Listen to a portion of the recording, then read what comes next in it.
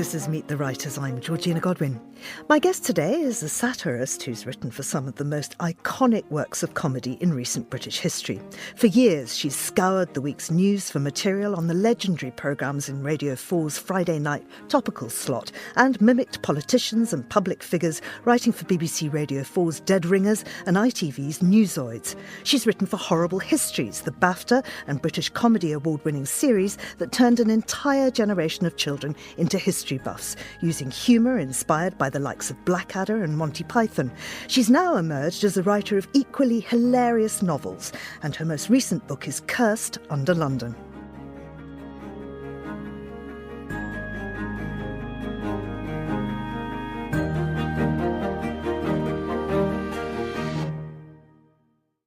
Gabby Hutchinson Crouch, welcome to Meet the Writers. Was that correct? I mean, I've missed out so much of what you've done. It's quite extraordinary. Yeah, it's kind of is. I'm not a performer, so I certainly didn't do any mimicking. I wrote for our brilliant. I write for a lot of amazing performers, people like Jan Ravens, Lewis MacLeod, who are so funny, and the News Quiz and the Now Show RIP. Yeah, well, I mean, just so much in there. But I'm wondering where it all started. Were you a funny child? No. I was a horrible, precocious child. I think a lot of comedy writers definitely use sort of comedy as a coping mechanism.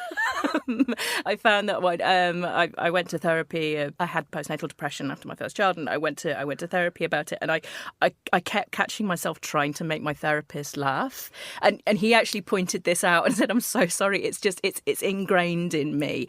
It's almost like muscle memory. I have to do it." So with a lot of us, I was quite a sort of quiet and shy child. That's probably why I'm a writer and not a performer.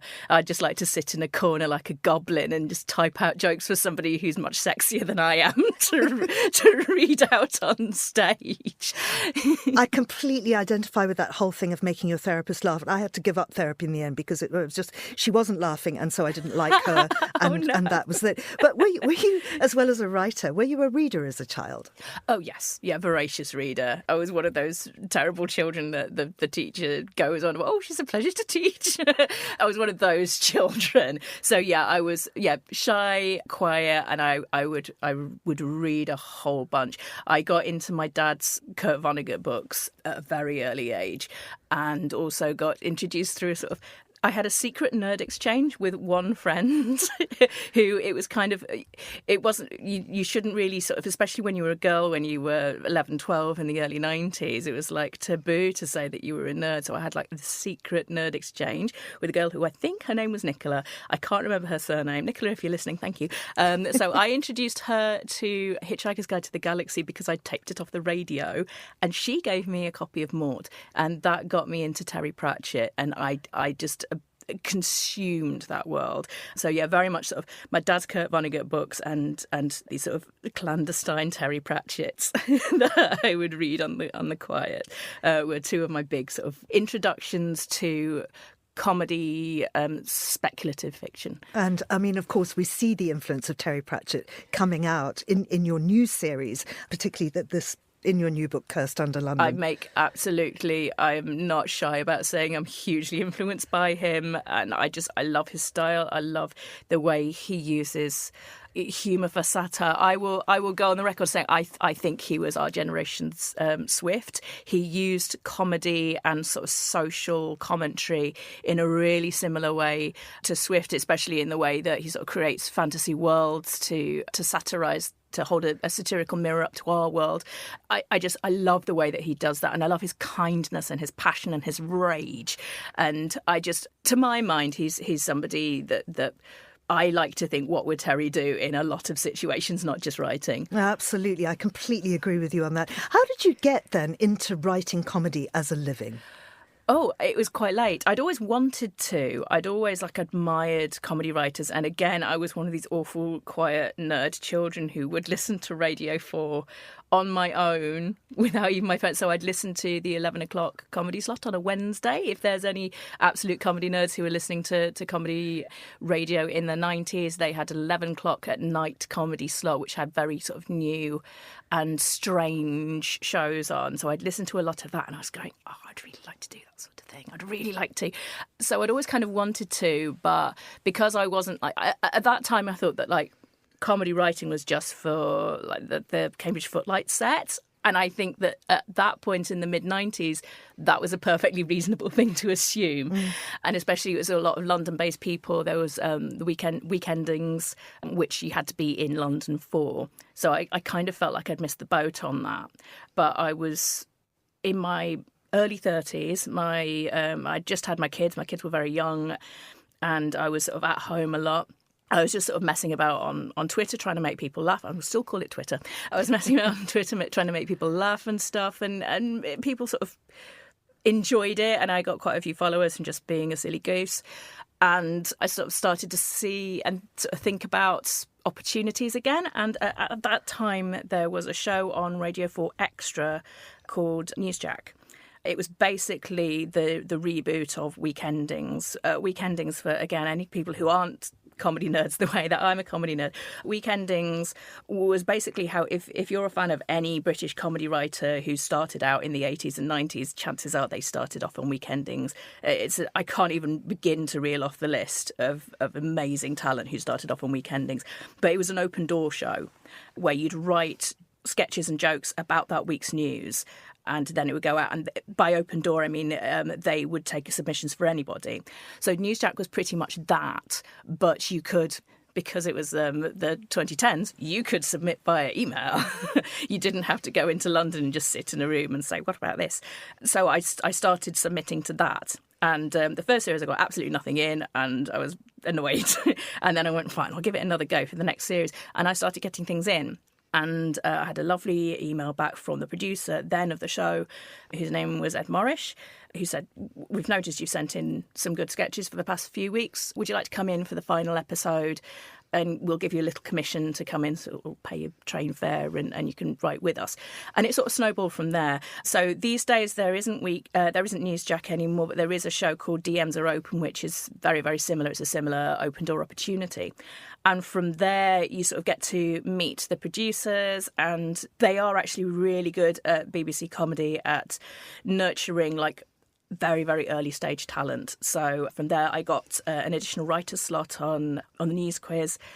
And then I was asked about a job called the BBC Bursary. Sometimes people call it the bursary writer, sometimes people call it the staff writer's job.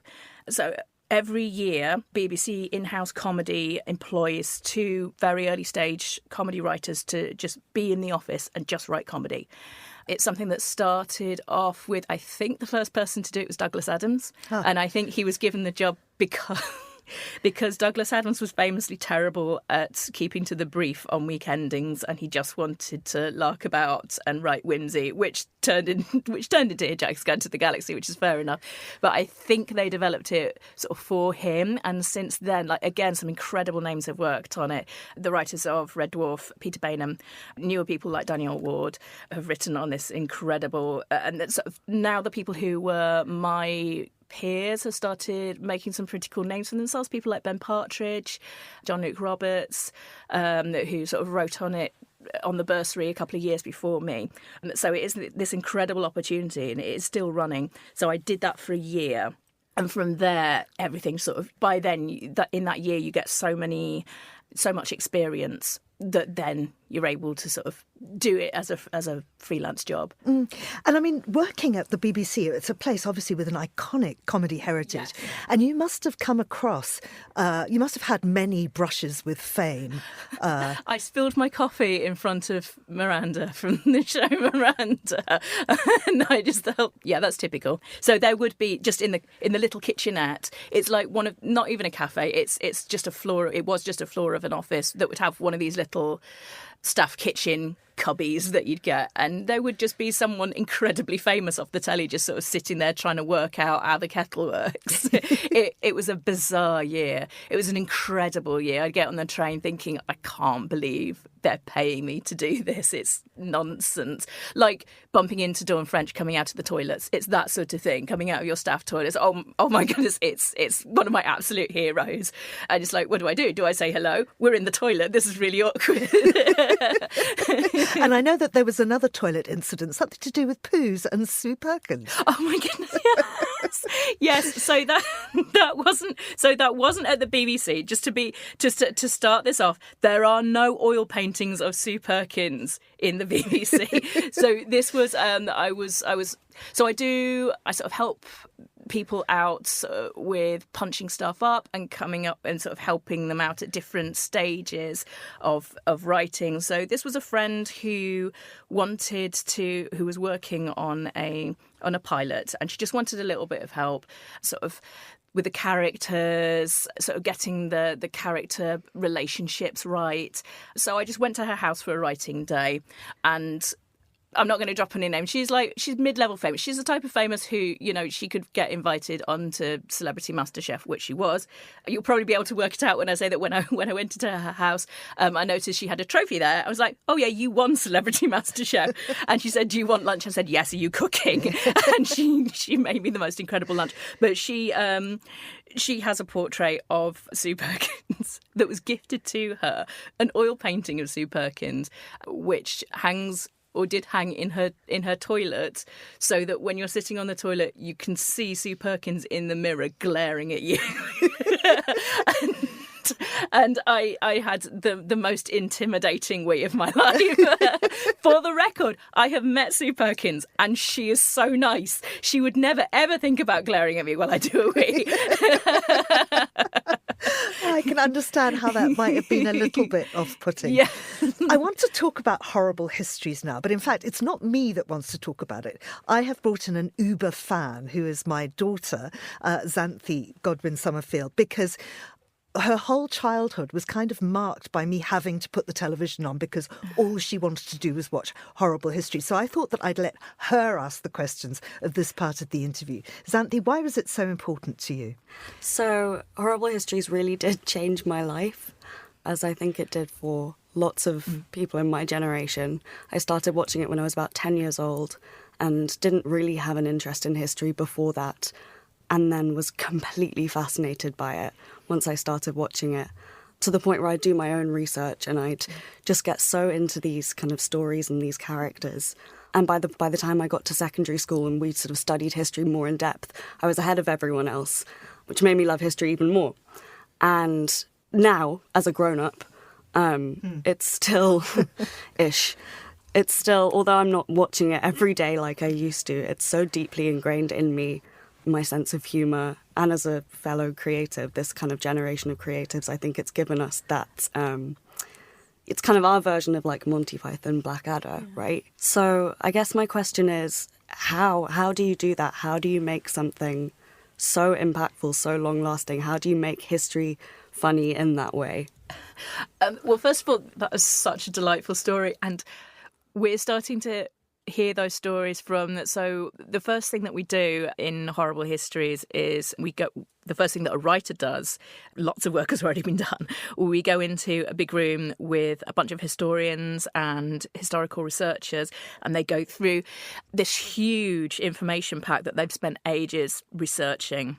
And we sort of ask questions about it, and we have a really fun day and sort of spitball ideas.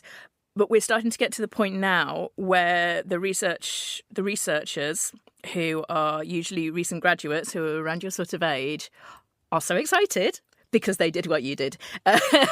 They got into history through Horrible Histories when they were about 10, and now they're working on the show. And just the delight. It's such an invigorated day anyway, the writers' days. We have such fun. And the fact that I'm delighted. I did not start in the early days. I started quite late in Series 8 when the original 6 had already gone. And I was a fan, but I'd been a fan since like my 30s. So like going into it, being a fan is absolutely incredible. I cannot believe. Again, I can't believe they're paying me to do this. I can't believe I get to call this my job. This is insane. So what we do is, first of all, sketch comedy is amazing, and I wish that it would still get funded. Trouble is, it's quite expensive, so people don't like that. Like commissioners don't like to give it that much money when they can just make another show about a celebrity going on holiday with his mum. A bit of an unscripted chat between two celebrities for a change. First of all, sketch comedy is amazing, and it's quite a difficult medium, but I think once you've got it, then you get quite good at condensing everything. It has to be so condensed, because what we have to do in Horrible Histories is we have to get a completely historically accurate fact out. And the historians are in every stage of the editing process, and they make sure that we don't slip in something just because it's a joke. We can write like a really good joke and the notes will come back saying this didn't actually happen. Like I wrote a sketch recently that had about a sort of an electrical engineer who had been friends with Marie Curie, and so I wrote Marie Curie into the sketch, and it came back saying we can't have Marie Curie in the sketch because with the thing that you're writing about, she wasn't friends with Marie Curie yet. I was like, oh man. So it was really, I had to write Marie Curie out, because even though they weren't besties at the point that she did this thing. So you have to be completely historically accurate. You have to get it across. You have to condense knowledge that came to you from postgrad researchers, written for you as an adult. You then have to condense it, understand it, condense it, explain it to 9-year-olds. And do so in a funny way and create characters. And they like memorable characters. So we're always liking to come up with new characters, because once you've got a character who can do a runner, things get really easy. So I came up with Jimmy on the Street, who was based on, so it's James the First of England, Sixth of Scotland, who I sort of based off Billy Eichner's Billy on the Streets, where he's just running up to, because we thought that would be really energetic. So he's running up to people because he was obsessed with witches. He's running up to women going, "Women, are you a witch?" Which was a lot of fun. So if we come up with a runner character, that's great. So we're trying to come up with memorable characters and put across a completely historically accurate fact, and we get 90 seconds to do it, and it's got to be funny. Yeah. What happens then when you work on things like news quiz and current affairs? I mean, you've obviously firstly got to be really up on the news. You've really got to understand your subject and then make it funny. Yeah, again, it's about getting to the kernel of the matter. So when you're looking at news, obviously there's going to be a lot of spin. When you're reading, so we get all of the newspapers and like all the websites and stuff. So we sort of read across the political spectrum, because the first thing is that with newspapers, with news websites, they also got an agenda. So they will give stories a different spin. And then you've got the spin that's coming out of the politician, especially when it's political news. You've got the spin that's coming out of that party, out of that politician. So it's all about sort of getting to the kernel of the matter and finding out what one thing is funny about that. I think that's often the case, even with Horrible Histories, finding out what one thing is funny about this. It could be a juxtaposition. Often in the news, it's a juxtaposition that shows up the individual as being a hypocrite, or sort of there's something ridiculous about the kernel of truth.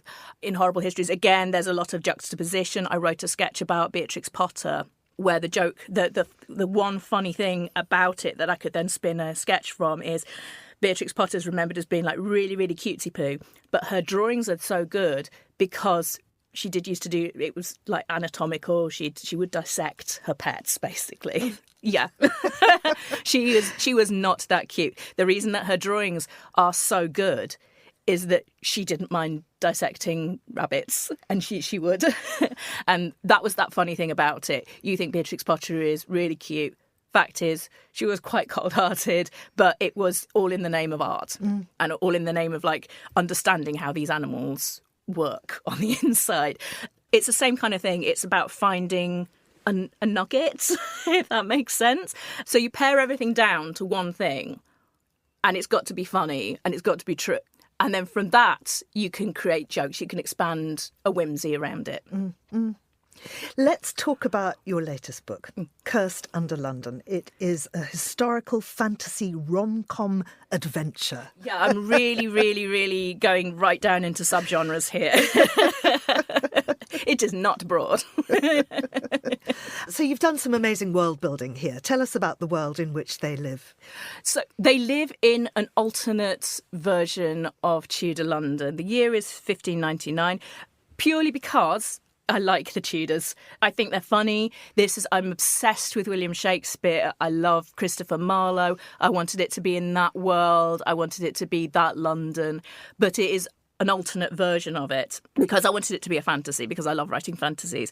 So this is a world in which magical creatures have always coexisted with humans to varying different levels of success. So there have been wars with the magicals. There have been times when the magicals have oppressed humans, and there have been times and places where humans have oppressed magicals. Also because there's magicals, I was sort of trying to think of how history would have gone slightly differently if this was a world with dragons and vampires. And one thing I thought of was, well, Wales has a lot of dragons, famously. Would the English invasion of Wales in the 13th century have succeeded? Possibly not in this world. So in this world, there is no British Empire. England is its own separate country. Wales is its own separate country. And England's got a very sort of fraught peace that's just about holding together. It's just about holding together because after the failed invasion of Wales, the English agreed that the magicals could have cities of their own beneath the cities of. So basically, there's a city of London on the ground for humans, and there's another city of London for magicals beneath London, basically, so I can do a lot of jokes about the underground, essentially. So in your book, there's a lot of what ifs, yes. As in, what would have happened if something in history had been slightly different. Yes. So where do your what ifs come from? How do you come up with those? What's the process behind that?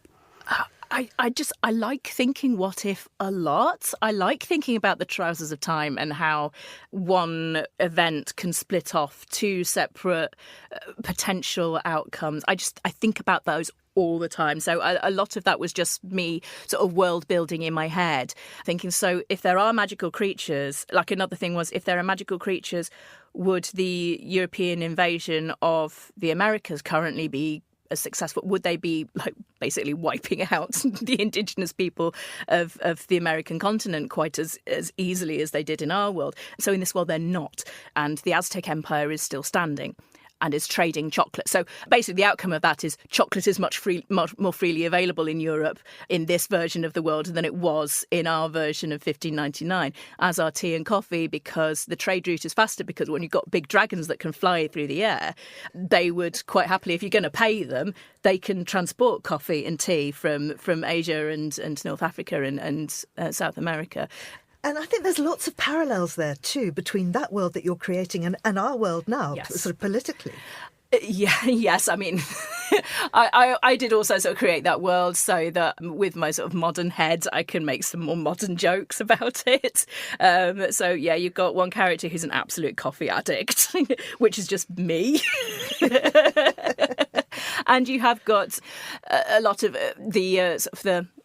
the anxieties that come from being from a smaller world as it is, because people and magicals can travel. So I wanted to make my version of London similar to the version of London that I know. So it's a much more multicultural London. London has always been surprisingly multicultural, but this London in Cursed has got, all three of my main characters are immigrants in one way or another. So I wanted it to be, yes, this sort of everything that I love about London now, this sort of the diversity of it, I definitely wanted. But as I say, it always has been surprisingly diverse. It's also a wonderful love story between two very beautiful men. Two very beautiful men, yes. I mean, I do go on about Fang being pretty because I just like that as a running joke. I like running jokes about people's looks being like astonishingly good looking, and just having lots of jokes that describe his good looking in sort of strange ways. But yes, they Fang and Lazar.